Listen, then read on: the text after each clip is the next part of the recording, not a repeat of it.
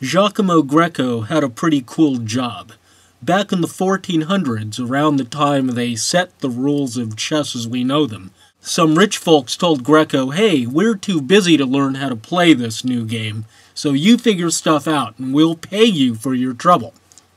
So Greco was the first paid chess professional, and since he was the first person to discover a lot of this cool stuff, much of it has his name on it, like this checkmating pattern. The check drives the king into the corner. The first checkmating threat forces h6. The second checkmating threat coerces hg. Then the file is open for white to deliver Greco's checkmate.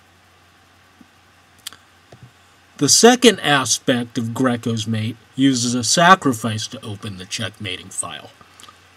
The check drives the king into the corner, and then the knight check forces the file open for Greco's mate. Chernev said in his classic book, 1000 Best Short Games of Chess, that this is one of his favorite miniatures. Anderson Lang, Breslau 1859, is the game he said he shows immediately to anyone who knows how to move the pieces.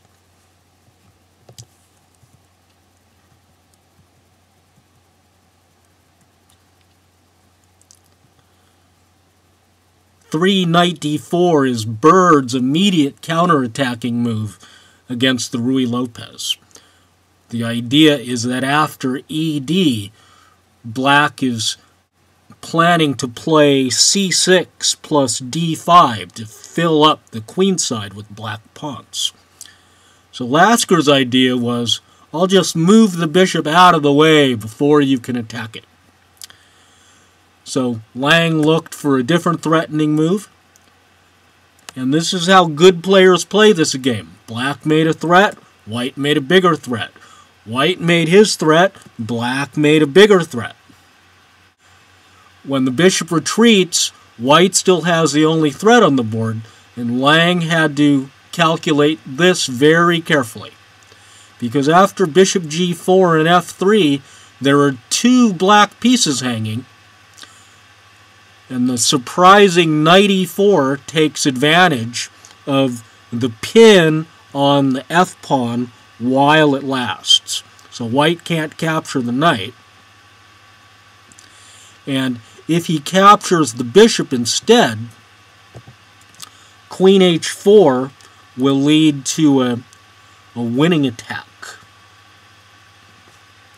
For instance, king e2, queen f2, king d3, knight c5. That's pretty.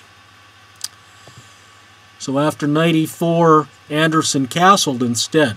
One of the nifty parts of this game was that Anderson was one of the greatest attacking players of his time. So was Lang. So these were two heavyweight attacking sluggers going toe-to-toe. After White castles, Black would like to play bishop c5 as a developing move that threatens. But the pawn on d4 is in the way, so the logical thing to do is to get the pawn out of the way. And in this position, White let it all crumble by capturing the bishop on g4, and now you can see the Greco pattern forming. The check forces the king into the corner, the knight check opens the file. Now, the black queen can't get to h4 right away to make the checkmate, so Lang played queen g5 instead with the simple threat of queen h6 mate.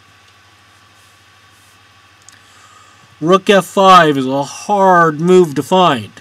It anticipates queen h6, so White can answer that with rook h5.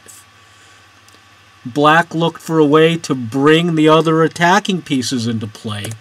h5 is a very nice move, threatening hg mate, a different variation on the Greco theme.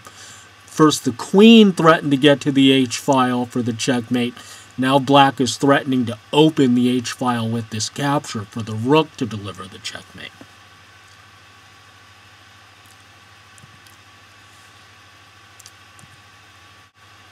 More trouble for white.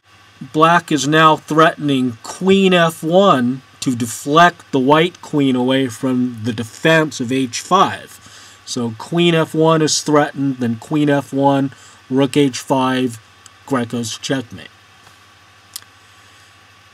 g4 keeps it all together, but rook h5 breaks through powerfully. Queen e4 threatens to get to the key file once again. White hurries to block the file, but after the white queen leaves d1, now there's a different entry point for the black pieces.